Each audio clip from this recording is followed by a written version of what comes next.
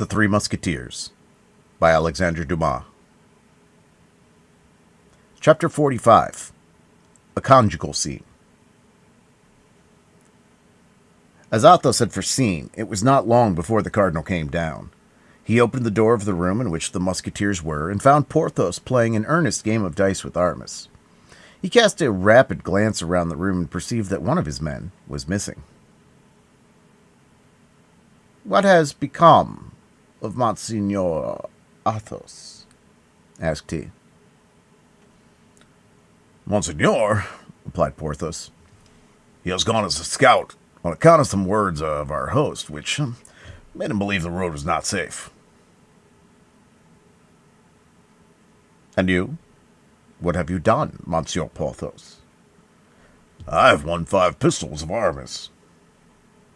"Well, now you will return with me?" "We're at your Eminence's orders." "To horse, then, gentlemen, for it is getting late." The attendant was at the door, holding the cardinal's horse by a bridle.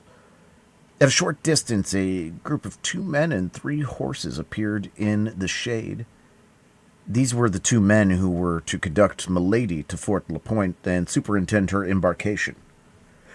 The attendant confirmed to the cardinal what the 2 musketeers had already said with respect to Athos. The cardinal made an approving gesture and retraced his route with the same precautions he had used in coming. Let us leave him to follow the road to the camp, protected by his esquire and the 2 musketeers, and return to Athos. For 100 paces he maintained the speed at which he started. But when out of sight, he turned his horse to the right, made a circuit, and came back within 20 paces of High Hedge to watch the passage of the little troop. Having recognized the laced hats of his companions and the golden fringe of the cardinal's cloak, he waited till the horsemen had turned the angle of the road, and having lost sight of them, he returned at a gallop to the inn, which is opened to him without hesitation. The host recognized him. "My officer," said Athos, "has forgotten to give a piece of very important information to the lady and has sent me back to repair his forgetfulness." "Go up," said the host. "She's still in her chamber." Athos availed himself of the permission, ascended the stairs with his lightest step, gained the landing, and through the open door perceived Milady putting on her hat. He entered the chamber and closed the door behind him. At the noise he made in pushing the bolt, Milady turned round. Athos was standing before the door, enveloped in his cloak, with his hat pulled down over his eyes. On seeing this figure, mute and immovable as a statue, Milady was frightened. "Who are you, and what do you want?" cried she. "Humph," murmured Athos. "It is certainly she." And letting fall his cloak and raising his hat, he advanced towards Milady. "Do you know me, madame?" said he. Milady made 1 step forward, and then drew back as if she had seen a serpent. "So far, well," said Athos. "I perceive you know me." "The Comte de la Fère," murmured Milady, becoming exceedingly pale, and drawing back till the wall prevented her from going any further. "Yes, Milady," replied Athos. "The Comte de la Fère in person, who comes expressly from the other world to have the pleasure of paying you a visit. Sit down, madame, and let us talk, as the cardinal said." Milady, under the influence of an inexpressible terror, sat down without uttering a word. "You are certainly a demon sent upon the earth," said Athos. "Your power is great, I know, but you also know that with the help of God, men have often conquered the most terrible demons. You have once before thrown yourself in my path. I thought I had crushed you, madame, but either I was deceived, or hell has resuscitated you." Milady, at these words, which recalled frightful remembrances, hung down her head with a suppressed groan. "Yes, hell has resuscitated you," continued Athos. "Hell has made you rich. Hell has given you another name. Hell has almost made you another face. But it has neither effaced the stains from your soul, nor the brand from your body." Milady arose as if moved by a powerful spring, and her eyes flashed lightning. Athos remained sitting.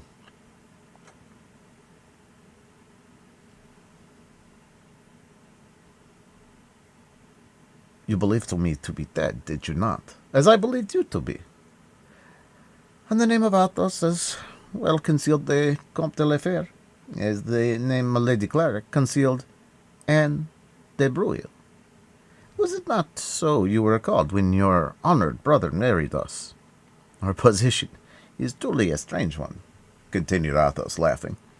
We have only lived up to the present time because we believed each other dead, and because a remembrance is less oppressive than a living creature, though a remembrance is sometimes devouring. But, said Milady, in a hollow, faint voice, what brings you back to me? And what do you want with me? I wish to tell you that, though remaining invisible to your eyes, I have not lost sight of you. You know what I have done? I can relate to you, day by day, your actions from your entrance to the service of the cardinal this evening. A smile of incredulity passed over the pale lips of Milady. Listen. It was you who cut off the 2 diamond studs from the shoulder of the Duke of Buckingham. It was you who had Madame Bonacieux carried off. It was you who, in love with De Wardes and thinking to pass the night with him, opened the door to Monsieur d'Artagnan. It was you who, believing that De Wardes had deceived you, wished to have him killed by his rival. It was you, when the rival had discovered your intimate secret, wished to have him killed, in turn, by 2 assassins, whom you sent in pursuit of him. It was you, finding the balls had missed their mark, sent poisoned wine with a forged letter to make your victim believe that the wine came from his friends. In short, it was you who have but now in this chamber, seated in this chair I now feel, made an engagement with Cardinal Richelieu to cause the Duke of Buckingham to be assassinated, in exchange for the promise he has made you to allow you to assassinate D'Artagnan. Milady was livid. You must be Satan! Cried she. Perhaps, said Athos, but at all events listen well to this. Assassinate the Duke of Buckingham, or cause him to be assassinated. I care very little about it. I don't know him. Besides, he is an Englishman. But do not touch with the tip of your finger a single hair of D'Artagnan, who is a faithful friend, whom I love and defend, or I swear to you, by the head of my father, the crime which you shall have endeavored to commit, or shall have committed, shall be the last. Monsieur d'Artagnan has cruelly insulted me, said Milady, in a hollow tone. Monsieur d'Artagnan shall die. Indeed, is it possible to insult you, madame? Said Athos, laughing. He has insulted you, and he shall die. He shall die, replied Milady. She first, and he afterward. Athos was seized with a kind of vertigo. The sight of this creature, who had nothing of the woman about her, recalled awful remembrances. He thought how one day, in a less dangerous situation than the one in which he was now placed, he had already endeavored to sacrifice her to his honor. His desire for blood returned, burning his brain and pervading his frame like a raging fever. He arose in his turn, reached his hand to his belt, drew forth a pistol, and cocked it. Milady, pale as a corpse, endeavored to cry out, but her swollen tongue could utter no more than a hoarse sound which had nothing human in it and resembled the rattle of a wild beast. Motionless against the dark tapestry, with her hair in disorder, she appeared like a horror image of terror. Athos slowly raised his pistol and stretched out his arm so that the weapon almost touched Milady's forehead, and then, in a voice the more terrible from having the supreme calmness of a fixed resolution, "Madame," said he, "you will this instant deliver to me the paper the cardinal signed, or, upon my soul, I will blow your brains out." With another man, Milady might have preserved some doubt, but she knew Athos. Nevertheless, she remained motionless. "You have 1 second to decide," said he. Milady saw by the contraction of his countenance that the trigger was about to be pulled. She reached her hand quickly to her bosom, drew out a paper, and held it towards Athos. "Take it," said she, "and be accursed." Athos took the paper, returned the pistol to his belt, approached the lamp to be assured that it was the paper, unfolded it, and read, December 3rd, 1627. It is by my order and for the good of the state that the bearer of this has done what he has done. Richelieu. And now, said Athos, resuming his cloak and putting on his hat, now that I have drawn your teeth, viper, bite if you can. And he left the chamber without once looking behind him. At the door he found the two men and the spare horse which they held. "Gentlemen," said he, "Monsieur's order is, you know, to conduct that woman, without losing time, to Fort La Pointe, and never to leave her till she is on board." As these words agreed wholly with the order they had received, they bowed their heads in a sign of assent. With regards to Athos, he leaped lightly into the saddle and set out at full gallop. Only, instead of following the road, he went across the fields, urging his horse to the utmost and stopping occasionally to listen. In one of those halts, he heard the steps of several horses on the road. He had no doubt it was the cardinal and his escort. He immediately made a new point in advance, rubbed his horse down with some heath and leaves of trees, and placed himself across the road about 200 paces from the camp. "Who goes there?" cried he, as soon as he perceived the horseman. "This is our brave musketeer, I think," said the cardinal. "Yes, monseigneur," said Porthos, "it is he." "Monsieur Athos," said Richelieu, "receive my thanks for the good guard you have kept. Gentlemen, we are arrived. Take the gate on the left. The watchword is King and Re." Saying these words, the cardinal saluted the three friends with an inclination of his head and took the right hand, followed by his attendant, for that night he himself slept in the camp. "Well," said Porthos and Aramis together as soon as the cardinal was out of hearing. "Well, he signed the paper she required." "I know it," said Athos coolly, "since here it is." And the three friends did not exchange another word till they reached their quarters, except to give the watchword to the sentinels. Only they sent Mousqueton to tell Planchet that his master was requested, the instant that he left the trenches, to come to the quarters of the Musketeers. Milady, as Athos had foreseen, on finding the two men that awaited her, made no difficulty in following them. She had had for an instant an inclination to be reconducted to the cardinal and relate everything to him, but a revelation on her part would bring about a revelation on the part of Athos. She might say that Athos had hanged her, but then Athos would tell her that she was branded. She thought it was best to preserve silence, to discreetly set off to accomplish her difficult mission with her usual skill, and then, all things being accomplished to the satisfaction of the cardinal, to come to him and claim her vengeance. In consequence, after having traveled all night, at 7 o'clock she was at the fort of the Point. At 8 o'clock she had embarked, and at 9 the vessel, which with letters of marque from the cardinal was supposed to be sailing for Bayonne, raised anchor and steered its course towards England. Chapter 46. The Bastion, Saint-Gervais. On arriving at the lodgings of his three friends, D'Artagnan found them assembled in the same chamber. Athos was meditating, Porthos was twisting his mustache, Aramis was saying his prayers in a charming little book of hours, bound in blue velvet. "Pardieu, gentlemen," said he. "I hope what you have to tell me is worth the trouble, or else I warn you, I will not pardon you for making me come here instead of getting a little rest after the night spent in taking and dismantling a bastion. Why are you not there, gentlemen? It was warm work." "We were in a place where it was not very cold," replied Porthos, giving his mustache a twist which was peculiar to him. "Hush," said Athos. Oh, said D'Artagnan, comprehending the slight frown of the Musketeer. It appears there is something fresh aboard. Aramis, said Athos, you went to breakfast the day before yesterday at the inn of the Parpaillot, I believe? Yes. How did you fare? For my part, I ate but little. The day before yesterday was a fish day, and they had nothing but meat. What?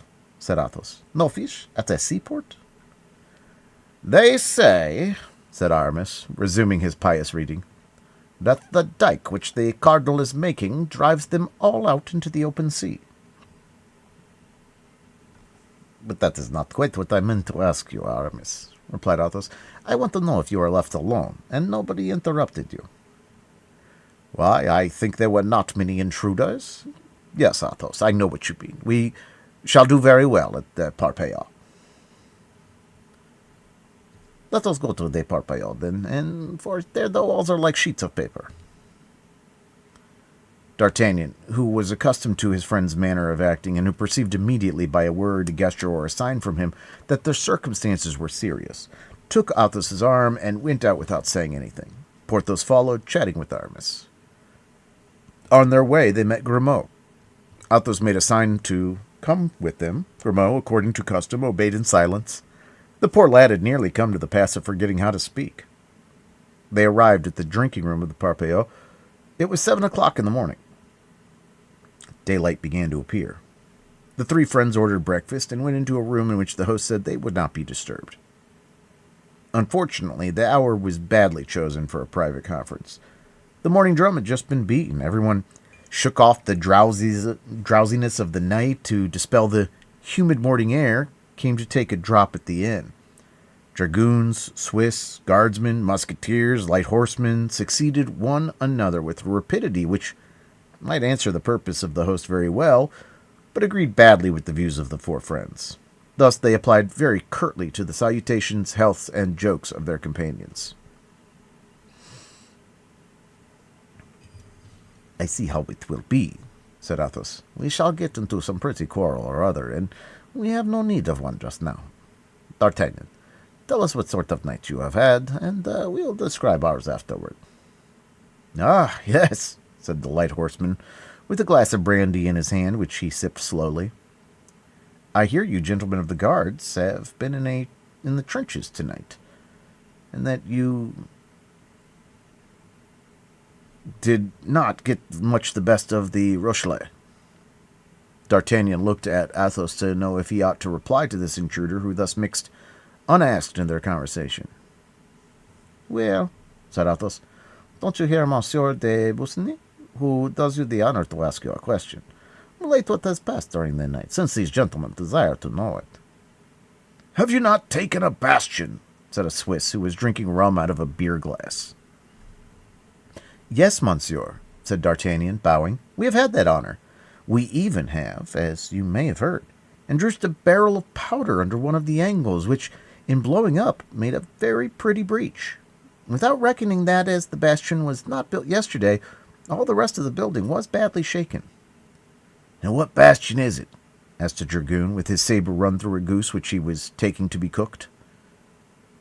The Bastion Saint-Gervais, replied D'Artagnan, from behind which the Rochelet annoyed our workmen.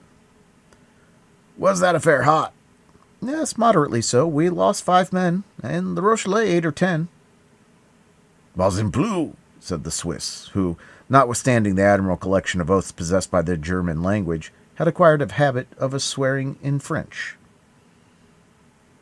But it is improbable, said the light horseman, that they will send pioneers this morning to repair the bastion? Yes, that's probable. Gentlemen, said Athos, a wager.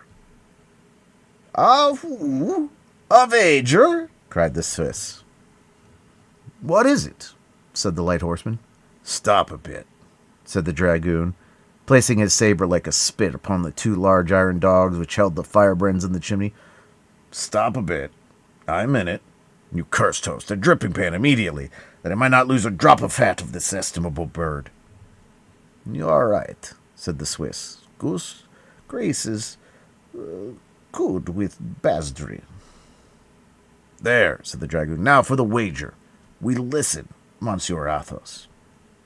Yes. The wager, said the light horseman. Well, Monsieur de Bussy, I will bet you, said Athos, that my three companions, Messieurs Porthos, Aramis, D'Artagnan, and myself, will go and breakfast in the Bastion, Saint-Gervais, and we will remain there an hour by the watch, whatever the enemy may do to dislodge us. Porthos and Aramis looked at each other. They began to comprehend. But, said D'Artagnan in the ear of Athos, you are going to get us all killed without mercy. We are much more likely to be killed, said Athos, if we do not go. My faith, gentlemen, said Porthos, turning around upon his chair and twisting his mustache. That's a fair bet, I hope. I'll take it, said Monsieur de Bussy. So let us fix the stake. You are for, gentlemen, said Athos, and we are for. An unlimited dinner for 8. Will that do? Capitally, replied Monsieur de Bussy. Perfectly, said the dragoon. That shoots me, said the Swiss. The fourth auditor, who during all this conversation had played a mute part, made a sign of the head in proof that he acquiesced in the proposition. The breakfast for these gentlemen is ready, said the host. Well, bring it. The host obeyed. Athos called Grimaud, pointed to a large basket which lay in a corner, and made a sign for him to wrap the viands up in the napkins. Grimaud understood that it was to be a breakfast on the grass, took the basket, packed up the viands, added the bottles, and then took the basket on his arm. But where are you going to eat my breakfast? Asked the host. What matter, if you are paid for it? Said Athos, and he threw 2 pistoles majestically on the table. Shall I give you the change, my officer? Said the host. No, only add 2 bottles of champagne, and the difference will be for the napkins. The host had not quite so good a bargain as he at first hoped for, but he made amends by slipping in 2 bottles of Anjou wine instead of 2 bottles of champagne. Monsieur de Bussy, said Athos, will you be so kind to set your watch with mine, or permit me to regulate mine by yours? Which you please, monsieur, said the light horseman, drawing from his fob a very handsome watch studded with diamonds. 7:30. 35 minutes after 7, said Athos, by which you perceive I am 5 minutes faster than you. And bowing to all the astonished persons present, the young men took the road to the Bastion Saint-Gervais, followed by Grimaud, who carried the basket, ignorant of where he was going, but in the passive obedience which Athos had taught him, not even thinking of asking. As long as they were within the circle of the camp, the 4 friends did not exchange one word. Besides, they were followed by the curious, who, hearing of the wager, were anxious to know how they would come out of it. But when once they passed the line of circumvallation and found themselves in the open plain, D'Artagnan, who was completely ignorant of what was going forward, thought it was time to demand an explanation. "And now, my dear Athos," said he, "do me the kindness to tell me where we are going." "Why, you see plainly enough, we are going to the Bastion." "But what are we going to do there?" "You know well that we go to breakfast there." "But why did we not breakfast at the Parpaillot?" "Because we have very important matters to communicate to one another, and it was impossible to talk 5 minutes in that inn without being annoyed by all those importunate fellows. Keep coming in, saluting you, addressing you. Here at least," said Athos, pointing to the Bastion, "they will not come and disturb us." "It appears to me," said D'Artagnan, with that prudence which allied itself in him so naturally with excessive bravery, "that we could have found some retired place on the downs or the seashore." "Where we should have been seen, all 4 conferring together, so that at the end of a quarter of an hour the cardinal would have been informed by his spies that we were holding a council." "Yes," said Aramis, "Athos is right. Anim adventure in desertis." "A desert would not have been amiss," said Porthos, "but it behooved us to find it."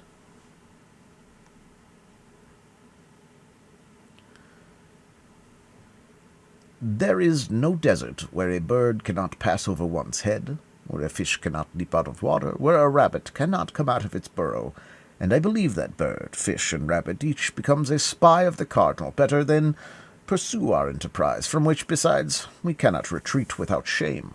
We have made a wager which we could not have foreseen, and of which I defy anyone to divine the true cause. We are going, in order to win it, to remain an hour in the Bastion. Either we shall be attacked or not. If we not, we shall have all the time to talk, and nobody will hear us, for I guarantee the walls of the Bastion have no ears. If we are, we will talk of our affairs just the same. Moreover, in defending ourselves, we shall cover ourselves with glory. You see that everything is to our advantage. Yes, said D'Artagnan, but we shall indubitably attract a ball. Well, my dear, said Athos, you know well that the balls most to be dreaded are not from the enemy. But such an expedition we surely ought to have brought our muskets. You are stupid, dear friend Porthos. Why should we load ourselves with a useless burden? I don't find a good musket, 12 cartridges, and a powder flask very useless in the face of an enemy. Well, replied Athos, have you not heard what D'Artagnan said? What did he say? Demanded Porthos. D'Artagnan said that in the attack of last night, 8 or 10 Frenchmen were killed, and as many Rochellais. What then? The bodies were not plundered, were they? It appears the conquerors had something else to do. Well? Well, we shall find their muskets, their cartridges, and their flask, and instead of 4 musketoons and 12 balls, we shall have 15 guns and 100 charges to fire. Oh, Athos, said Aramis, truly, you are a great man. Porthos nodded in sign of agreement. D'Artagnan alone did not seem convinced. Grimaud no doubt shared the misgivings of the young men, foreseeing that they continued to advance towards the Bastion, something he had till then doubted. He pulled his master by the skirt of his coat. "Where are we going?" asked he, by a gesture. Athos pointed to the Bastion. "But," said Grimaud, in the same silent dialect, "we shall leave our skins there." Athos raised his eyes and his finger toward heaven. Grimaud put his basket on the ground and sat down with a shake of his head. Athos took a pistol from his belt, looked to see if it was properly primed, cocked it, and placed the muzzle close to Grimaud's ear. Grimaud was on his legs again as if by a spring. Athos then made him a sign to take up his basket and to walk on first. Grimaud obeyed. All that Grimaud gained by this momentary pantomime was to pass from the rear guard to the vanguard. Arrived at the Bastion, the 4 friends turned round. More than 300 soldiers of all kinds were assembled at the gate of the camp, and in a separate group might be distinguished Monsieur de Busigny, the dragoon, the Swiss, and the 4th better. Athos took off his hat, placed it on the end of his sword, and waved it in the air. All the spectators returned him his salute, accompanying the courtesy with a loud hurrah, which was audible to the 4, after which all 4 disappeared into the Bastion, whither Grimaud had preceded them. Chapter 47. The Council of the Musketeers. As Athos had foreseen, the Bastion was only occupied by a dozen corpses, French and Rochellais. "Gentlemen," said Athos, who had assumed the command of the expedition, while Grimaud spreads the table, "let us begin by recollecting the guns and the cartridges together. We can talk while performing that necessary task. These gentlemen," added he, pointing to the bodies, "cannot hear us." "But we could throw them into the ditch," said Porthos, "after having assured ourselves they have nothing in their pockets." "Yes," said Athos, "that's Grimaud's business." "Well, then," cried D'Artagnan, "pray let Grimaud search them and throw them over the walls." "Heaven forbid," said Athos, "they may serve us." "These bodies serve us?" said Porthos. "You are mad, dear friend." "Judge not rashly. Say the gospel and the cardinal," replied Athos. "How many guns, gentlemen?" 12, replied Aramis. "How many shots?" 100. "That's quite as many as we shall want. Let us go load the guns." The four musketeers went to work, and as they were loading the last musket, Grimaud announced that the breakfast was ready. Athos replied, always by gestures, that was well, and indicated to Grimaud, by pointing to a turret that resembled a pepper caster, that he was to stand as sentinel. Only, to alleviate the tediousness of the duty, Athos allowed him to take a loaf, 2 cutlets, and a bottle of wine. And now to the table, said Athos. The four friends seated themselves on the ground with their legs crossed like Turks, or even tailors. And now, said D'Artagnan, as there is no longer any fear of being overheard, I hope you're going to let me into your secret. I hope at the same time to procure your amusement and glory, gentlemen, said Athos. I have induced you to take a charming promenade. Here is a delicious breakfast, and yonder are 500 persons, as you may see through the loopholes, taking us for heroes or madmen. 2 classes of imbeciles, greatly resembling each other. But the secret, said D'Artagnan. The secret is, said Athos, that I saw Milady last night. D'Artagnan was lifting a glass to his lips, but at the name of Milady his hand trembled so that he was obliged to put the glass on the ground again for fear of spilling the contents. You saw your what? Hush! Interrupted Athos. You'll forget, my dear, you'll forget that these gentlemen are not initiated into my family affairs like yourself. I have seen Milady. Where? Demanded D'Artagnan. Within 2 leagues of this place, at the end of the Red Dovecot. In that case, I am lost, said D'Artagnan. Not so bad yet, replied Athos, for by this time she must have quit the shores of France. D'Artagnan breathed again. But, after all, asked Porthos, who is Milady? A charming woman, said Athos, sipping a glass of sparkling wine. Villainous host, cried he. He has given us Anjou wine instead of champagne, and fancies we know no better. Yes, continued he, a charming woman, who entertained kind views towards our friend D'Artagnan, who, on his part, has given her some offence, for which she tried to revenge herself a month ago by having him killed by 2 musket shots, a week ago by trying to poison him, and yesterday by demanding the head of the cardinal. What? By demanding my head of the cardinal? Cried D'Artagnan, pale with terror. Yes, that is true as the Gospels, said Porthos. I heard her with my own ears. I also, said Aramis. Then, said D'Artagnan, letting his arm fall with discouragement, it is useless to struggle longer. I may as well blow my brains out. All will be over. That's the last folly to be committed, said Athos, seeing it is only one for which there is no remedy. But I can never escape, said D'Artagnan, with such enemies. First, my stranger of Meung, then De Wardes, to whom I have given 3 sword wounds, next Milady, whose secret I have discovered, and finally the cardinal, whose vengeance I have balked. Well, said Athos, that only makes 4, and we are 4. 1 for 1. Pardieu! If we may believe the signs Grimaud is making, we are about to have to do with a very different number of people. What is it, Grimaud? Considering the gravity of the occasion, I permit you to speak, my friend, but be laconic, I beg. What do you see? A troop. Of how many persons? 20 men. What sort of men? 16 pioneers, 4 soldiers. How far distant? 500 paces. Good. We have just time to finish this fowl, and to drink 1 glass of wine to your health, D'Artagnan. To your health, repeated Porthos and Aramis. Well then, to my health. Although I am very much afraid that your good wishes will not be of great service to me. Bah, said Athos. God is great, as say the followers of Mohammed, and the future is in his hands. Then, swallowing the contents of his glass, which he put down close to him, Athos arose carelessly, took the musket next to him, and drew near to one of the loopholes. Porthos, Aramis, and D'Artagnan followed his example. As to Grimaud, he received orders to place himself behind the 4 friends in order to reload their weapons. Pardieu, said Athos, it was hardly worth while to distribute ourselves for 20 fellows armed with pickaxes, mattocks, and shovels. Grimaud had only to make the sign to go away. I am convinced they would have left us in peace.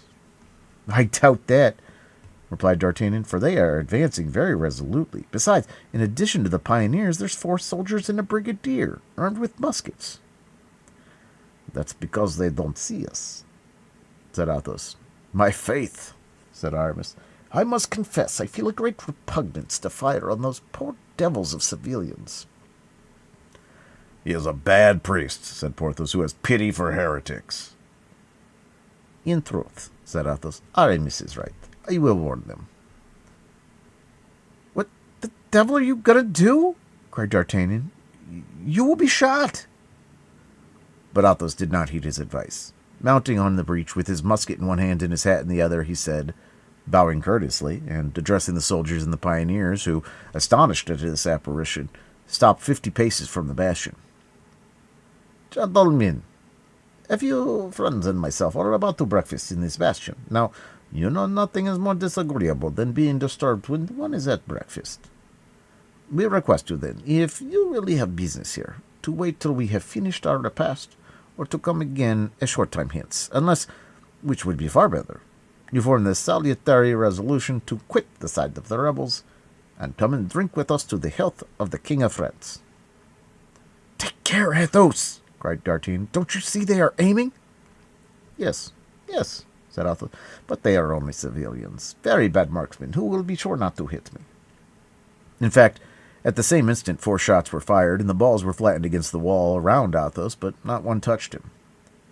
4 shots replied to them almost instantaneously, but much better aimed than those of the aggressors. 3 soldiers fell dead, and 1 of the pioneers was wounded.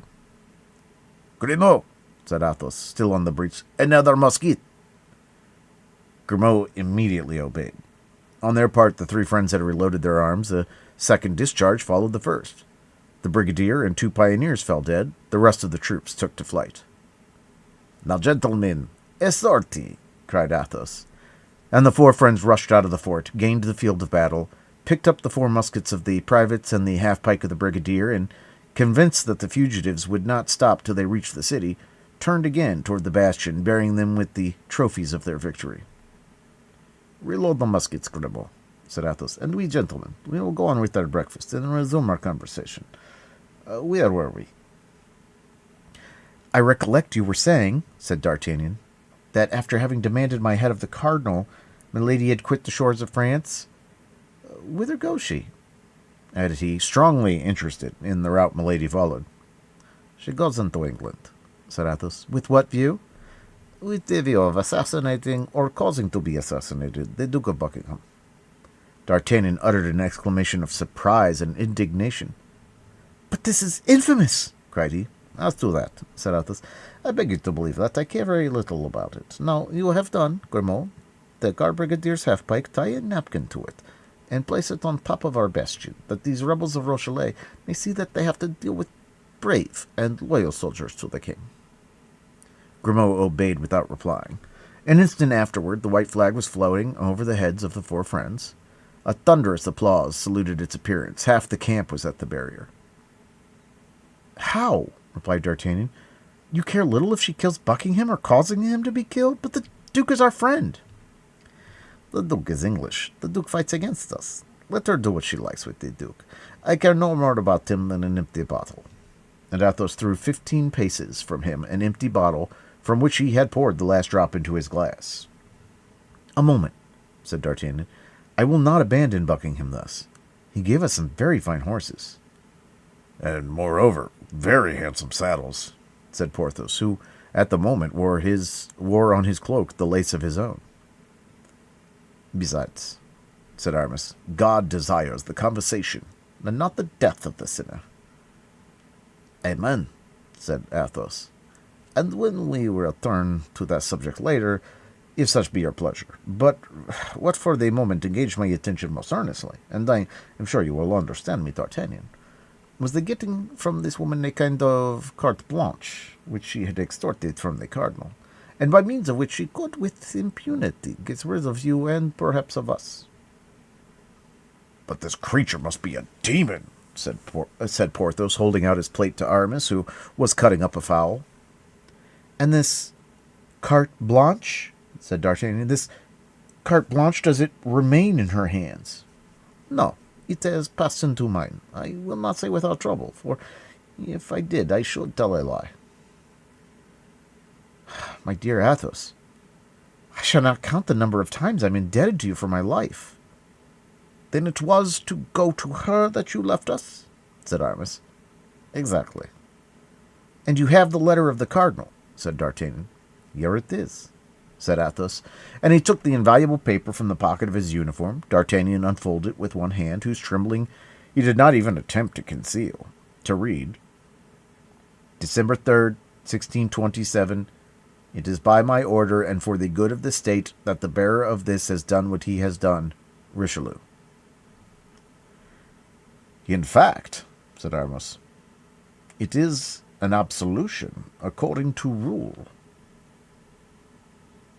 The paper must be torn to pieces, said D'Artagnan, who fancied he read in it his sentence of death. On the contrary, said Athos, it must be preserved carefully. I would not give up this paper if covered with as many gold pieces. And what will she do now? Asked the young man. Why? Replied Athos carelessly. She is probably going to write to the cardinal that a damned musketeer named Athos has taken her safe conduct from her by force. She will advise him in the same letter to get rid of his two friends, Aramis and Porthos, at the same time. The cardinal will remember that these are the same men who have often crossed his path, and in some fine morning he will arrest D'Artagnan, and for fear he should feel lonely, he will send us to keep him company in the Bastion. Go to. It appears to me you make dull jokes, my dear, said Porthos. I do not jest, said Athos. Do you know, said Porthos, that to twist the damned milady's neck would be a smaller sin than to twist those of the poor devils of Huguenots who have committed no other crime than singing in French the psalms we sing in Latin? What says the abbé? Said Athos quietly. I say I am entirely of Porthos's opinion, replied Aramis. And I too, said D'Artagnan. Fortunately, she is far off. No, fortunately, she is far off, said Porthos, for I confess she would worry me if she were here. She worries me in England as well as in France, said Athos. She worries me everywhere, said D'Artagnan. But when you held her in your power, why did you not drown her, strangle her, hang her? Said Porthos. It is only the dead who do not return. You think so, Porthos? Replied the Musketeer, with a sad smile which D'Artagnan alone understood. I have an idea, said D'Artagnan. What is it? Said the Musketeers. To arms! Cried Grimaud. The young men sprang up, seized their muskets. This time a small troop advanced, consisting of from 20 to 25 men, but they were not pioneers. They were soldiers of the garrison. Shall we return to the camp? Said Porthos. I don't think the sides are equal. Impossible, for 3 reasons, replied Athos. The first, that we have not finished breakfast. The second, that we still have very important things to say. And the third, and that it yet wants 10 minutes before the lapse of an hour. Well then, said Aramis, we must form a plan of battle. That's very simple, replied Athos. As soon as the enemy are within musket shot, we must fire upon them. If they continue to advance, we must fire again. We must fire as long as we have loaded guns. If those who remain of the troop persist in coming to the assault, we will allow the besiegers to get as far as the ditch. Then we will push down upon their heads that strip of wall which keeps it perpendicular by a miracle. Bravo! Cried Porthos, decidedly. Athos, you were born to be a general, and the cardinal, who fancies himself a great soldier, is nothing beside you. Gentlemen, said Athos, no divided attention, I beg. Let each one pick out his man. I cover mine, said D'Artagnan. And I mine. And I dim, said Aramis. Fire, then, said Athos. The 4 muskets made but one report, but 4 men fell. The drum immediately beat, and the little troop advanced at a charging pace. Then the shots were repeated, without regularity, but always aimed with the same accuracy. Nevertheless, as if they had been aware of the numerical weakness of the friends, the Rochellais continued to advance in quick time. With every 3 shots, at least 2 men fell, but the march of those who remained was not slackened. Arriving at the foot of the bastion, there were still more than a dozen of the enemy. A last-ditch charge welcomed them, but did not stop them. They jumped into the ditch and prepared to scale the breach. "Now, my friends," said Athos, "finish them at a blow. To the wall! To the wall!" And the 4 friends, seconded by Grimaud, pushed with the barrels of their muskets an enormous sheet of wall which bent as if pushed by the wind, and, detaching itself from its base, fell with a horrible crash into the ditch. Then a fearful crash was heard, a cloud of dust mounted the sky, and all was over. "Can we have destroyed them all, from the first to the last?" said Athos. "My faith, it appears so." "No," cried Porthos. "there go 3 or 4, limping away." In fact, 3 or 4 of these unfortunate men, covered with dirt and blood, fled along the hollow way, and at length regained the city. These were all who were left of the little troop. Athos looked at his watch. "Gentlemen," said he, "we have been here an hour, and our wager is won, but we will be fair players. Besides, D'Artagnan has not told us his idea yet." And the Musketeer, with his usual coolness, reseated himself before the remains of the breakfast. "My idea?" said D'Artagnan. "Yes, you said you had an idea," said Athos. "Oh, I remember, said D'Artagnan. "Well, I will go to England a second time. I will go and find Buckingham." "You shall not do that, D'Artagnan," said Athos, coolly. "And why not? Have I not been there once?" "Yes, but at that period we were not at war. At that period Buckingham was an ally, and not an enemy. What you would do now amounts to treason." D'Artagnan perceived the force of his reasoning, and was silent. "But," said Porthos, "I think I have an idea. In my turn." "Silence for Monsieur Porthos's idea," said Aramis. "I will ask leave of absence of Monsieur de Tréville, on some pretext or other which you must invent. I'm not very clever at pretexts.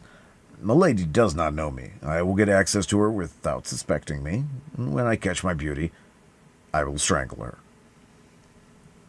"Well," replied Athos, "I am not far from approving the idea of Monsieur Porthos." "For shame," said Aramis. "Kill a woman? No, listen to me. I have the true idea."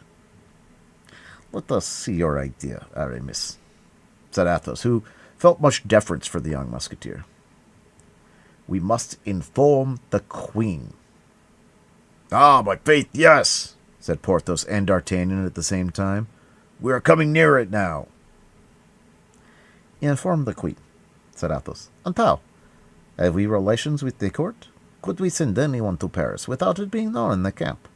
From here to Paris it is 140 leagues. Before our letter was at Angers, we should be in the dungeon." "As to remitting a letter with safety to Her Majesty," said Aramis, coloring, "I will take that upon myself. I know a clever person at Tours." Aramis stopped on seeing Athos smile. "Well, do you not adopt this means, Athos?" said D'Artagnan. "I do not reject it altogether," said Athos, "but I wish to remind Aramis that he cannot quit the camp, and that nobody but one of ourselves is trustworthy. That 2 hours after the messenger has set out, all the Capuchins, all the police, all the black caps of the cardinal will know your letter by heart, and you and your clever person will be arrested." "Without reckoning," objected Porthos, "that the queen would save Monsieur de Buckingham, but would take no heed of us." "Gentlemen," said D'Artagnan, "what Porthos says is full of sense." Ah! "But what is going on in city yonder?" said Athos. "They're beating the general alarm." The 4 friends listened, and the sound of the drum plainly reached them.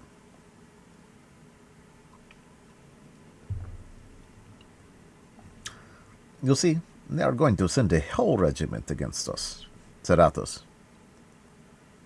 "You don't think of holding out against a whole regiment, do you?"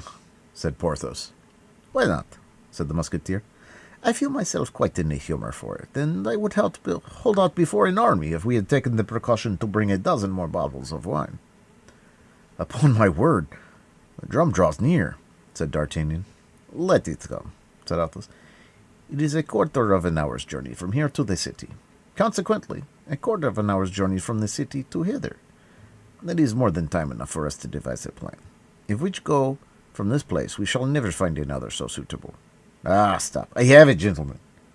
The right idea has just occurred to me. Tell us. Allow me to give Grimaud some indispensable orders. Athos made a sign for his lackey to approach. Grimaud, said Athos, pointing to the bodies which lay under the wall of the bastion. Take those gentlemen and set them up against the wall. Put their hats on their heads and their guns in their hands. Oh, the great man, cried D'Artagnan. I comprehend now. You comprehend? Said Porthos. And do you comprehend, Grimaud? Said Aramis. Grimaud made a sign in the affirmative. That is all that's necessary, said Athos. Now for my idea. I should like, however, to comprehend, said Porthos. That is useless. Yes, yes, Athos's idea, cried Aramis and D'Artagnan at the same time. This milady, this woman, this creature, this demon, has a brother-in-law, as I think you told me, D'Artagnan? Yes, I know him very well, and I also believe that he has not a very warm affection for his sister-in-law. There is no harm in that. If he detested her, it would be all the better, replied Athos. In that case, we are as well off as we wish. And yet, said Porthos, I would like to know what Grimaud is about. Silence, Porthos, said Aramis. What is the brother-in-law's name? Lord de Winter. Where is he now? He returned to London at the first sound of war. Well, there's just the man we want, said Athos. It is whom we must warn. We will have him informed that his sister-in-law is on the point of having someone assassinated, and beg him not to lose sight of her. There is in London, I hope, some establishment like that of the Magdalens or of the Repentant Daughters. He must place his sister in one of these, and we shall be in peace. Yeah, said D'Artagnan, till she comes out. Ah, my faith, said Athos. You require too much, D'Artagnan. I have given you all I have, and I beg leave to tell you that this is the bottom of my sack. But I think it would still be better, said Aramis, to inform the Queen and Lord de Winter at the same time. Yes. But who is to carry the letter to Tours, and who to London? I answer for Bazin, said Aramis. And I for Planchet, said D'Artagnan. Aye, said Porthos. If we cannot leave the camp, our lackeys may. To be sure they may, and this very day we will write on the letters, said Aramis. Give the lackeys money, and they will start. We will give them money, replied Athos. Have you any money? The four friends looked at one another, and a cloud came over the brows, but lately had been so cheerful. Look out, cried D'Artagnan. I see black points and red points moving yonder. Why did you talk of a regiment, Athos? It's a veritable army. My faith, yes, said Athos. There they are. See the sneaks come, without drum or trumpet. Aha! Have you finished, Grimaud? Grimaud made a sign in the affirmative and pointed to a dozen bodies which he had set up in the most picturesque attitudes.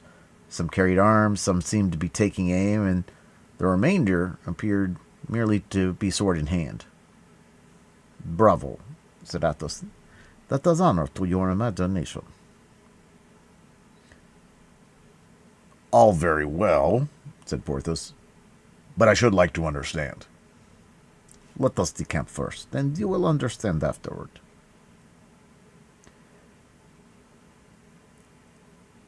A moment, gentlemen, a moment. Give Grimaud time to clear away the breakfast. Ah, said Aramis. The black points and the red points are visibly enlarging. I am of D'Artagnan's opinions. We have no time to lose in regaining our camp. My faith, said Athos. I have nothing to say against their retreat. We bet upon 1 hour, and we have stayed an hour and a half. Nothing can be said. Let us be off, gentlemen. Let us be off. Grimaud was already ahead with the basket and the dessert. The 4 friends followed 10 paces behind him. What the devil shall we do now, gentlemen? Cried Athos. Have you forgotten anything? Said Aramis. The white flag, morbleu! We must not leave a flag in the hands of the enemy, even if that flag be but a napkin.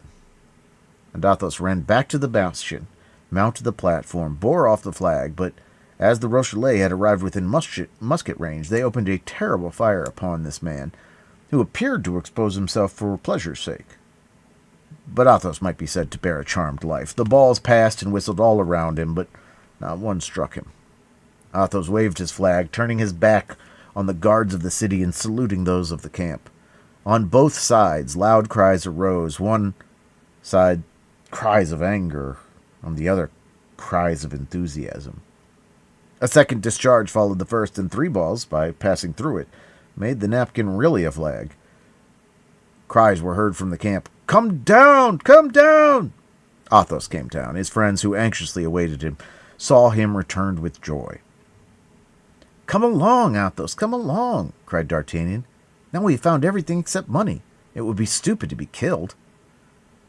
But Athos continued to march majestically, whatever remarks his companions made, and they, finding their remarks useless, regulated their pace by his. Grimaud and his basket were far in advance, out of the range of the balls. At the end of an instant they heard a furious fusillade. "What's that?" asked Porthos. "What are they firing at now? I hear no balls whistle, and I see nobody." "They are firing at the corpses," replied Athos. "But the dead cannot return their fire." "Certainly not. They will then fancy it is an ambuscade. They will deliberate, and by the time they have found out the pleasantry, we shall be out of the range of their balls. That renders it useless to get a pleurisy by too much haste." "Oh, I comprehend now," said the astonished Porthos. "That's lucky," said Athos, shrugging his shoulders. On their part, the French, on seeing the 4 friends return at such a step, uttered cries of enthusiasm. At length a fresh discharge was heard. This time the balls came rattling among the stones round the 4 friends, and whistling sharply in their ears. The Rochellais had at last taken possession of the bastion. "These Rochellais are bungling fellows," said Athos.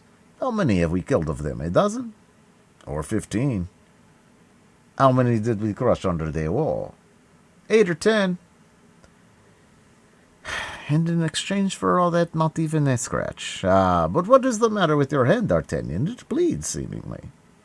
"Oh, it's nothing." "A spent ball?" "Not even that." "What is it, then?" We have said that Athos loved D'Artagnan like a child, and this somber and inflexible personage felt the anxiety of a parent for the young man. "Only grazed a little," replied D'Artagnan. "My fingers were caught between 2 stones, that of the wall and that of my ring, and the skin was broken." "That comes of wearing diamonds, my master," said Athos disdainfully. "Ah, to be sure," cried Porthos. "There is a diamond. Why the devil, then, do we plague ourselves about money when there is a diamond?" "Stop a bit," said Aramis. "Well thought of, Porthos. This time you have an idea." "Undoubtedly," said Porthos, drawing himself up at Athos's compliment. "As there is a diamond, let us sell it." "But," said D'Artagnan, "it is the Queen's diamond." "The stronger reason why it should be sold," replied Athos. "The Queen saving Monsieur de Buckingham, her lover, nothing more just. The Queen saving us, our friends, nothing more moral. Let us sell the diamond. What says Monsieur the Abbé? I don't ask Porthos. His opinion has been given."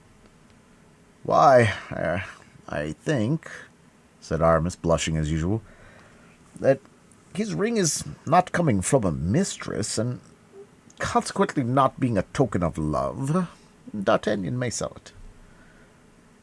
"My dear Aramis, you speak like theology personified. Your advice, then, is—" "To sell the diamond," replied Aramis.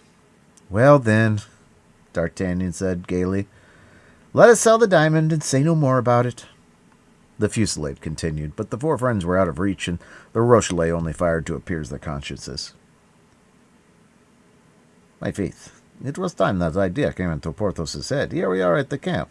Therefore, gentlemen, not a word more of this affair. We are observed. They are coming to meet us. We shall be carried in triumph. In fact, as we have said, the whole camp was in motion. More than 2,000 persons had assisted, and as at a spectacle, in this fortunate but wild undertaking of the four friends, an undertaking of which they were far from suspecting the real motive. Nothing was heard but cries of, "Live the Musketeers! Live the Guards!" Monsieur de Busigny was the first to come and shake Athos by the hand and acknowledge that the wager was lost. The dragoon and the Swiss followed him, and all their comrades followed the dragoon and the Swiss. There was nothing but felicitations, pressures of the hand, and embraces. There was no end to the inextinguishable laughter at the Rochelet. The tumult at length became so great that the cardinal fancied there must be some riot, and sent La Houdinière, his captain of the guards, to inquire what was going on. The affair was described to the messenger with all the effervescence of enthusiasm. "Well?" asked the cardinal, on seeing La Houdinière return. "Well, monsieur," replied the latter, "3 musketeers and a guardsman laid a wager with Monsieur de Busigny that they would go and breakfast in the Bastion Saint-Gervais, and while breakfasting, they held it for 2 hours against an enemy, and have killed I don't know how many Rochelet." "Did you inquire the name of those 3 musketeers?" "Yes, monsieur." "What are their names?" "Messieurs Athos, Porthos, and Aramis." "Still my brave fellows," murmured the cardinal. "And the guardsman?" "D'Artagnan." "Still my young scapegrace.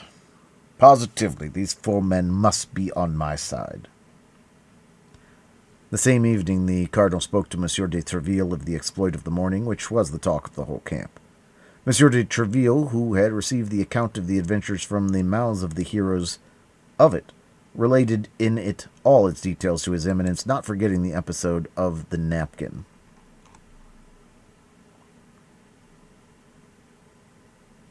"That's well, Monsieur de Tréville," said the cardinal. "Pray let that napkin be sent to me.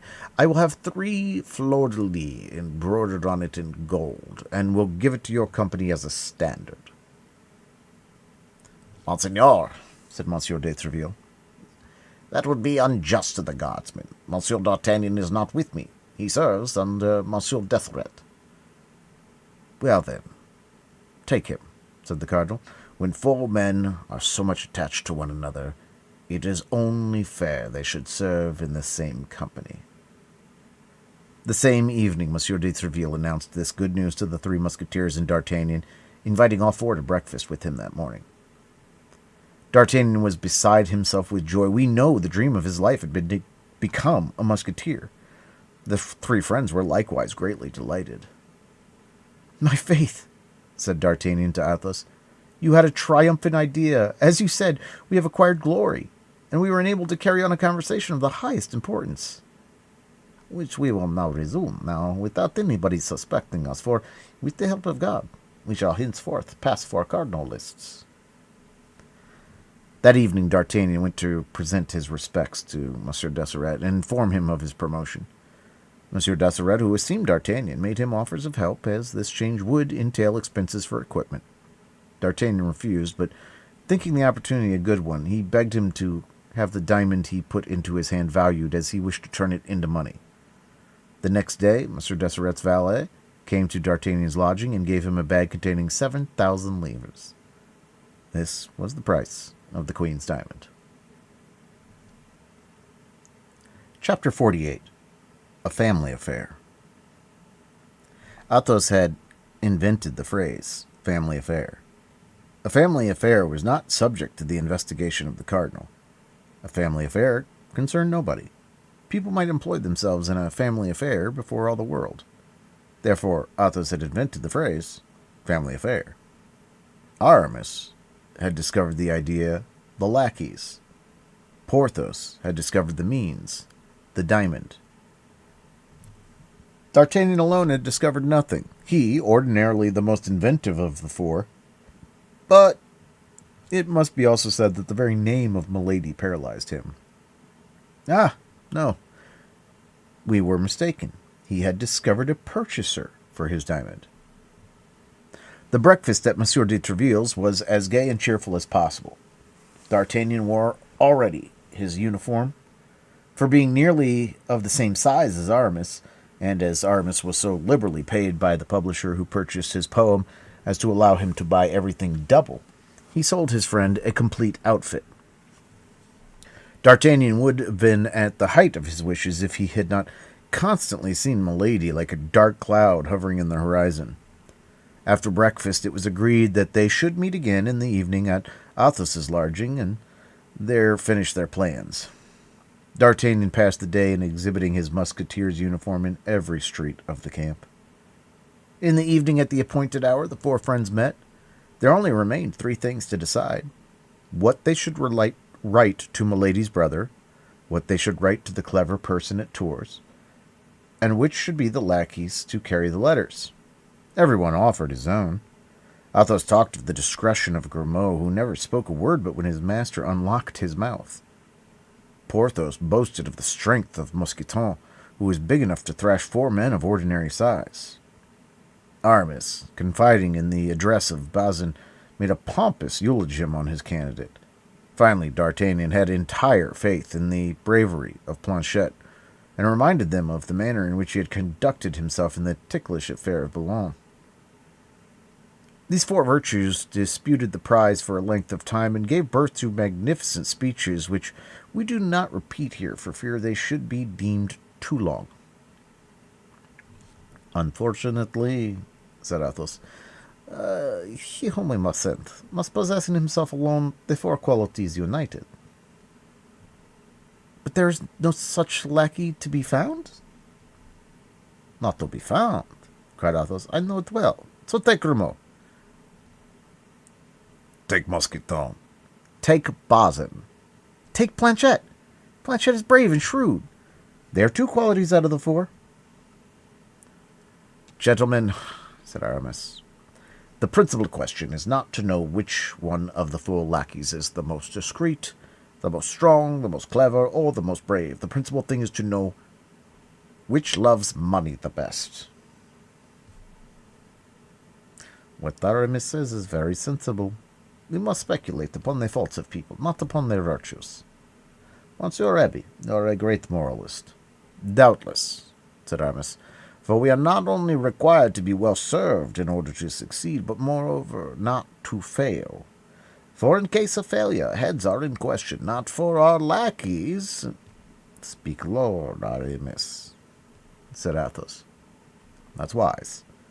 Not for the lackeys," resumed Aramis, "but for the master, for the masters, we may say. Are our lackeys sufficiently devoted to us to risk their lives for us? No." "My faith," said D'Artagnan, "I would almost answer for Planchet." "Well, my dear friend, add to his natural devotedness a good sum of money, and instead of answering for him once, answer for him twice." "Why, good God, you will be deceived just the same," said Athos, who was an optimist when things were concerned, and a pessimist when men were in question. "They will promise everything for the sake of money, and on the road fear will prevent them from acting. Once taken, they will be pressed. When pressed, they will confess everything. What the devil? We are not children. To reach England," Athos lowered his voice, "all France, covered with spies and creatures of the cardinal, must be crossed. A passport for embarkation must be obtained, and the party must be acquainted with English in order to ask the way to London. Really, I think that thing very difficult." "Not at all," cried D'Artagnan, who was anxious the matter should be accomplished. "On the contrary, I think it very easy. It would be, no doubt, parbleu, if we were to write Lord de Winter about affairs of vast importance and the horrors of the "Speak lower," said Athos. "Of intrigues and secrets of state," continued D'Artagnan, complying with the recommendation. "There can be no doubt we would all be broken on the wheel, but for God's sake do not forget, as you said, Athos, that we only write to him concerning a family affair, that we only write to him to entreat that as soon as Milady arrives in London, he will put it out of her power to injure us. I will write to him then nearly in these terms. Let us see, said Athos, assuming in advance a critical look. Monsieur and dear friend. Ah, yes, dear friend to an Englishman, interrupted Athos. Well commenced. Bravo, D'Artagnan. Only with that word you would be quartered instead of being broken on the wheel. Well, perhaps I will then say Monsieur, quite short. You may even say my lord, replied Athos, who stickled for propriety. My lord, do you remember the little goat pasture of the Luxembourg? Good. The Luxembourg. One might believe this is an allusion to the Queen Mother. That's ingenious, said Athos. Well, then, we will put simply, my lord, do you remember a certain little enclosure where your life was spared? My dear D'Artagnan, you will never make anything but a very bad secretary. Where your life was spared, for shame, that's unworthy. A man of spirit is not to be reminded of such services. A benefit reproached is an offense committed. The devil, said D'Artagnan, you are insupportable. If the letter must be written under your censure, my faith, I renounce the task. And you will do right. Handle the musket and the sword, my dear fellow. You will come off splendidly at those two exercises. But pass the pin over to Monsieur Rabbit. That's his province. Aye, aye, said Porthos. Pass the pin to Aramis, who writes these in thesis in Latin. Well, so be it, said D'Artagnan. Draw up this note for us, Aramis, but by our holy father, the Pope, cut it short, for I shall prune you in my turn, I warn you. I ask no better, said Aramis, with that ingenious air of confidence which every poet has in himself. But let me be properly acquainted with the subject. I have heard, here and there, that his sister-in-law was a hussy. I have obtained proof of it by listening to her conversation with the cardinal. Lower, sacre bleu, said Athos. But, continued Aramis, the details escape me. And me also, said Porthos. D'Artagnan and Athos looked at each other for some time in silence. At length, Athos, after serious reflection and becoming more pale than usual, made a sign of assent to D'Artagnan, who, by it, understood he was at liberty to speak. Well, this is what you have to say, said D'Artagnan. My lord, your sister-in-law is an infamous woman who wished to have you killed that she might inherit your wealth. But she could not marry your brother, being already married in France, and having been... D'Artagnan stopped, as if seeking for the word, and looked at Athos. Repudiated by her husband, said Athos. Because she had been branded, continued D'Artagnan. Bah! Cried Porthos. Impossible. What do you say? She wanted to have her brother-in-law killed? Yes. She was married, said Aramis. Yes. And her husband found out that she had a fleur-de-lis on her shoulder? Cried Porthos. Yes. These three yeses had been pronounced by Athos, each with a sadder intonation. And who has seen this fleur-de-lis? Inquired Aramis. D'Artagnan and I.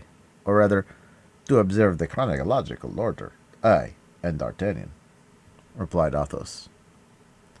And does the husband of this frightful creature still live? Said Aramis. He still lives. Are you quite sure of it? I am he. There was a moment of cold silence during which everyone was affected according to his nature.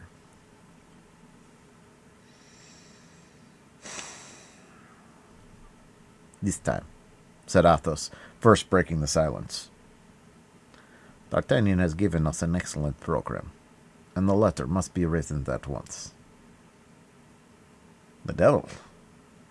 You're right, Athos, said Aramis, and it is a rather difficult matter. The Chancellor himself would be puzzled how to write such a letter, and yet the Chancellor draws up an official report very readily. Never mind, be silent. I will write. Aramis accordingly took the quill, reflected for a few moments, wrote 8 or 10 lines in a charming little female hand, and then with a voice soft and low, as if each word had been scrupulously weighed, he read the following. My lord, The person who writes these few lines had the honor of crossing swords with you in the little enclosure of the Rue d'Enfer. As you have several times since declared yourself the friend of that person, he thinks it his duty to respond to that friendship by sending you important information. Twice you have nearly been the victim of a near relative whom you believe to be your heir because you are ignorant that she, before, contracted a marriage in England. She was already married in France, but the third time, which is the present, you may succumb. Your relative left La Rochelle for England during the night. Watch her arrival, for she has great and terrible projects. If you require to know positively what she is capable of, read her past history on her left shoulder. Well, now that would do wonderfully well, said Athos. My dear Aramis, you have the pen of a Secretary of State. Lord de Winter will now be upon his guard if the letter should reach him. But even if it should fall into the hands of the Cardinal, we shall not be compromised. But as the lackey who goes may make us believe he has been to London and may stop at Charterot, let us give him only half the sum promised him, with the letter, with an agreement that he shall have the other half in exchange for the reply. Have you the diamond? Continued Athos. I have what is still better. I have the price. D'Artagnan threw the bag upon the table. At the sound of the gold, Aramis raised his eyes, and Porthos started. As to Athos, he remained unmoved. How much in that little bag? 7,000 livres. In louis of 12 francs. 7,000 livres! Cried Porthos. That poor little diamond was worth 7,000 livres? It appears so, said Athos. Since here they are. I don't suppose that our friend D'Artagnan has added any of his own to the amount. But, gentlemen, in all this, we do not think of the Queen. Let us take some heed of the welfare of her dear Buckingham. That is the least we owe her. That's true, said Athos, but that concerns Aramis. Well, replied the latter, blushing, what must I say? Oh, that's simple enough, replied Athos. Write a second letter for that clever personage who lives at Tours. Aramis resumed his pen, reflected a little, and wrote the following lines, which he immediately submitted to the approbation of his friends. My dear cousin... Aha, said Athos. This clever person is your relative, then. Cousin German. Go on, to your cousin, then. Aramis continued. My dear cousin, His Eminence, the Cardinal, whom God preserve for the happiness of France and the confusion of the enemies of the kingdom, is on the point of putting an end to the hectic rebellion of La Rochelle. It is probable that the succor of the English fleet will never even arrive in sight of the place. I will even venture to say that I am certain Monsieur de Buckingham will be prevented from setting out by some great event. His Eminence is the most illustrious politician of times past, of times present, and probably of times to come. He would extinguish the sun if the sun incommoded him. Give these happy tidings to your sister, my dear cousin. I have dreamed that the unlucky Englishman was dead. I cannot recollect whether it was by steel or by poison, only of this I am sure. I have dreamed he was dead, and you know my dreams never deceive me. Be assured, then, of seeing me soon return. Capital, cried Athos. You are the king of poets, my dear Aramis. You speak like the Apocalypse, and yet you are as true as the gospel. There is nothing now to do but put the address to this letter. That is easily done, said Aramis. He folded the letter fancifully, and took up his pen and wrote, To Mademoiselle Michon, seamstress, Tours. The three friends looked at one another and laughed. They were caught. Now, said Aramis, you will please to understand, gentlemen, that Bazin alone can carry this letter to Tours. My cousin knows nobody but Bazin, and places confidence in nobody but him. Any other person would fail. Besides, Bazin is ambitious and learned. Bazin has read his history, gentlemen. He knows that Sixtus V became pope after having kept pigs. Well, as he means to enter the church at the same time as myself, he does not despair of becoming pope in his turn, or at least a cardinal. You can understand that a man who has such views will never allow himself to be taken, or, if taken, will undergo martyrdom rather than speak. Very well, said D'Artagnan. I consent to Bastion with all my heart, but grant me Planchet. Milady had him one day turned out of doors with sundry blows of a good stick to accelerate his motions. Now, Planchet has an excellent memory, and I will be bound that sooner than relinquish any possible means of vengeance, he will allow himself to be beaten to death. If your arrangements at Tours are your arrangements, Aramis, those of London are mine.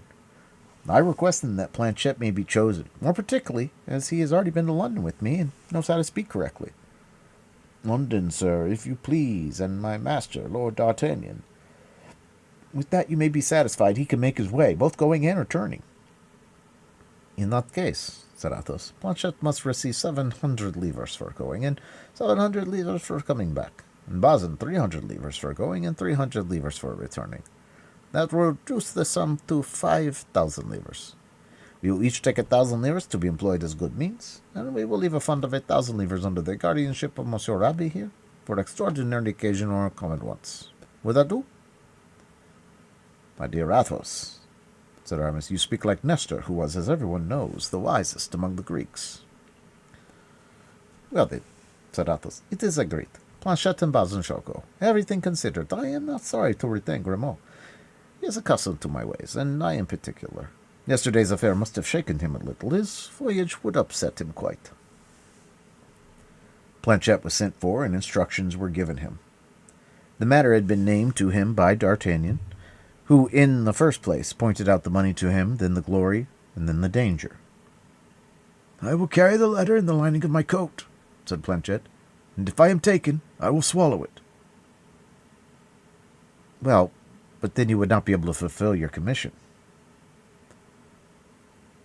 You will give me a copy this evening, which I shall know by heart tomorrow. D'Artagnan looked at his friends as if to say, well, what did I tell you? Now, continuing he, addressing Planchet, you have 8 days to get an interview with Lord de Winter. You have 8 days to return, in all 16 days. If, on the 16th day after your departure at 8 o'clock in the evening, you are not here, no money, even if it be but 5 minutes past 8. Then, monsieur, said Planchet, you must buy me a watch. Take this, said Athos, with his usual careless generosity, giving him his own.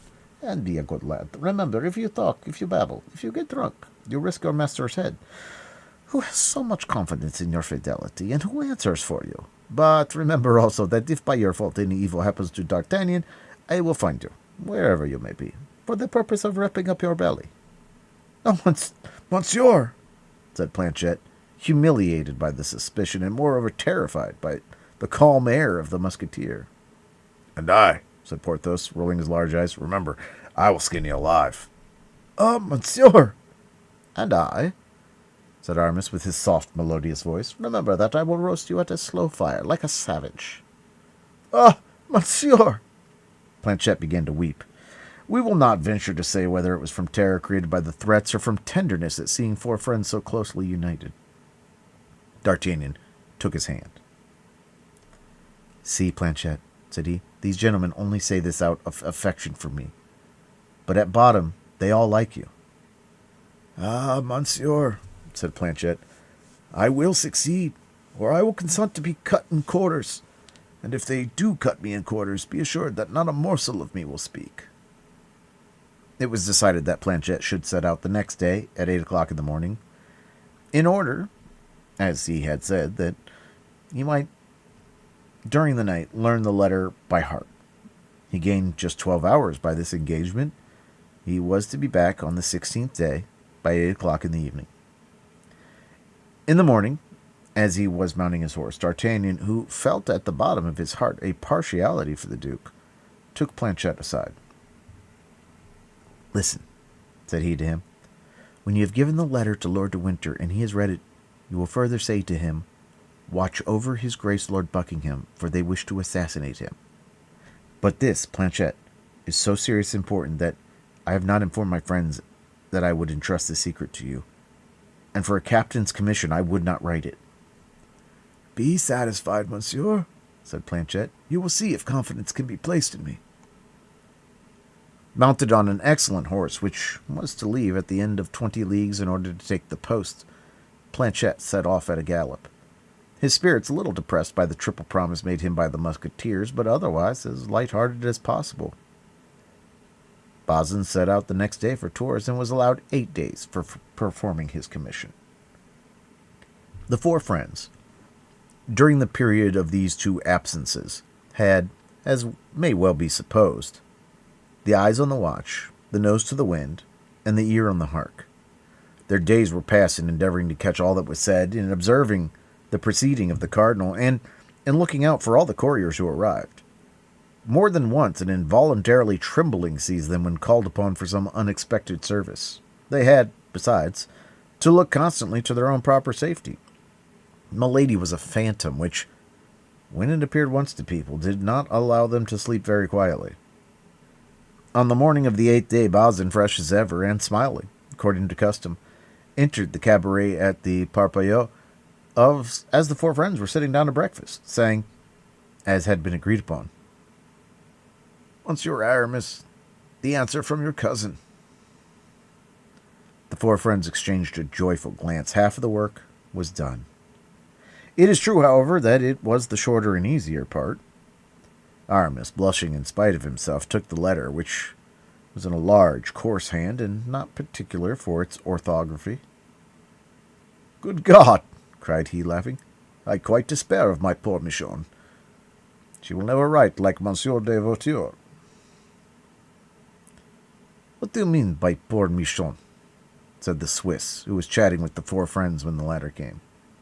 "Oh, pardieu, less than nothing," said Aramis. "A charming little seamstress whom I love dearly, and from whose hand I requested a few lines, a sort of a keepsake." "The Duville," said the Swiss. "If she is great a lady as her writing is large, you are a lucky fellow, comrade." Aramis read the letter and passed it to Athos. "See what she writes to me, Athos," said she.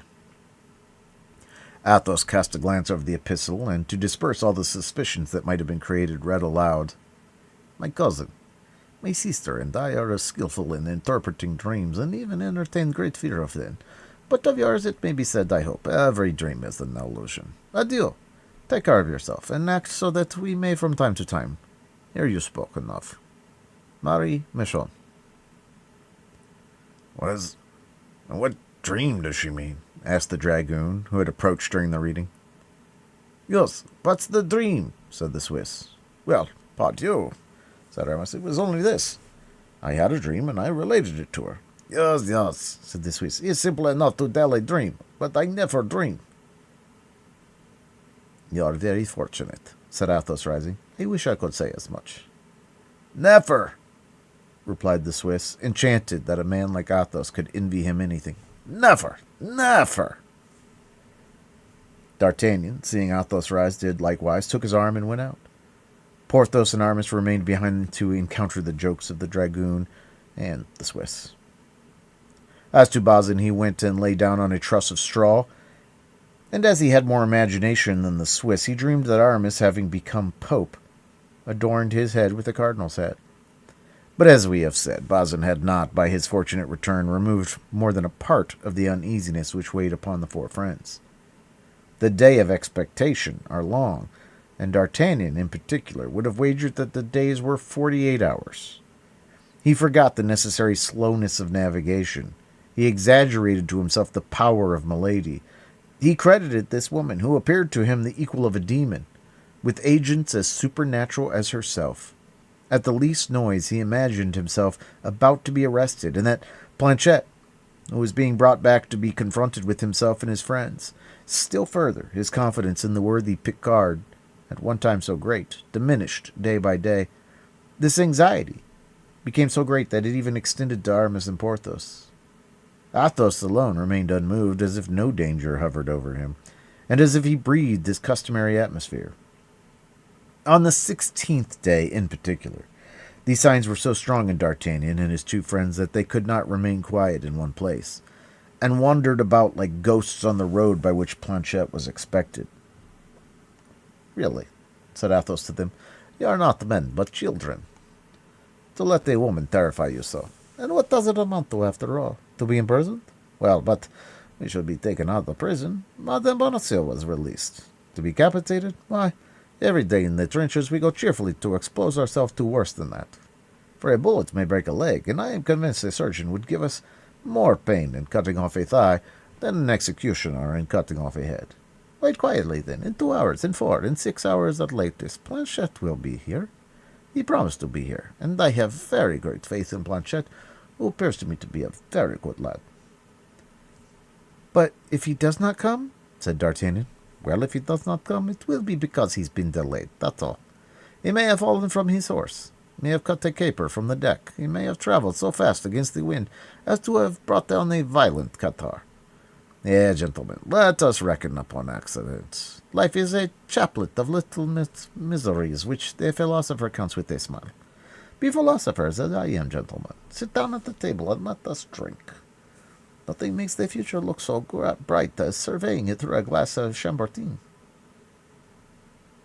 That's all very well, replied D'Artagnan. But I'm tired of fearing when I open a fresh bottle that the wine may come from the cellar of Milady. They are very fastidious, said Athos. Such a beautiful woman. A woman of mark, said Porthos with his loud laugh. Athos started, passed his hand over his brow to remove the drops of perspiration that burst forth, and rose in his turn with a nervous movement he could not repress. The day, however, passed away, and the evening came on slowly. But finally it came. The bars were filled with drinkers. Athos, who had pocketed his share of the diamond, seldom quit the Parpaillot.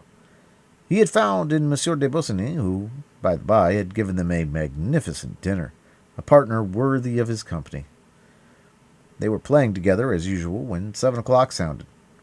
The patrol was heard passing to double posts. At 7:30, the retreat was sounded. "We are lost," said D'Artagnan in the ear of Athos. "You mean to say we have lost," said Athos, quietly drawing 4 pistols from his pocket and throwing them on the table. "Come, gentlemen," said he, "they are beating the tattoo. Let us to bed." And Athos went out of the Parpaillot, followed by D'Artagnan. Aramis came behind, giving his arm to Porthos. Aramis mumbled verses to himself. Porthos from time to time pulled a hair or two from his mustache in sign of despair. But all at once a shadow appeared in the darkness, the outline of which was familiar to D'Artagnan, and a well-known voice said, "Monsieur, I have brought your cloak. It is chilly this evening." "Planchet!" cried D'Artagnan, beside himself with joy. "Planchet!" replied Aramis and Porthos.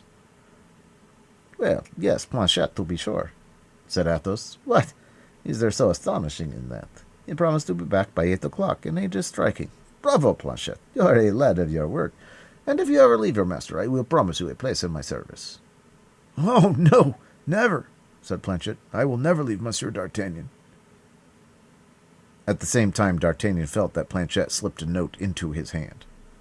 D'Artagnan felt a strong inclination to embrace Planchet as he embraced him on his departure, but he feared lest this mark of affection, bestowed upon his lackey in the open street, might appear extraordinary to passers-by, and he restrained himself. "I have the note," said he to Athos and his friends.